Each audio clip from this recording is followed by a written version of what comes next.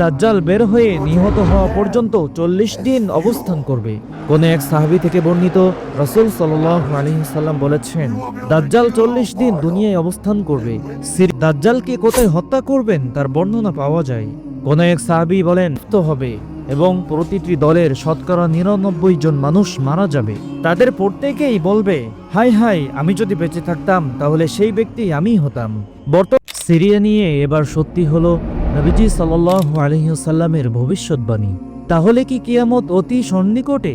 কিন্তু কিয়ামত আসার পূর্বে সিরিয়া তথা শাম দেশে ঘটবে এক মহা বিপদ। আজ পড়ে সিরিয়ার মাটিতে একটি রক্তাক্ত অধ্যায় সমাপ্ত হয়। ১২ বছর দুঃশাসনের পর নিজের কর্তৃত্ব হারিয়ে লেজ গুটিয়ে পালিয়েছেন রক্তপিপাসু দাজ্জালের আবির্ভাব হতে চলেছে।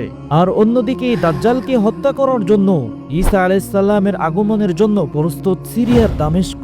এর ওই ধারাবাহিকতার পরিপ্রেক্ষিতে এবার ফোরাত নদীর সেই স্বর্ণের পাহাড় দৃশ্যমান হতে চলেছে মুসলমানদের মাঝে। প্রিয়, কিয়ামতের আগে অনেক ঘটনার কেন্দ্রবিন্দু হবে, যেমন দাজ্জালের আবির্ভাব এবং তার হত্যা এবং হযরত ঈসা আলাইহিস সালাম নেমে আসার মতো বড় বড় ঘটনা এই অঞ্চলেই সংঘটিত হবে।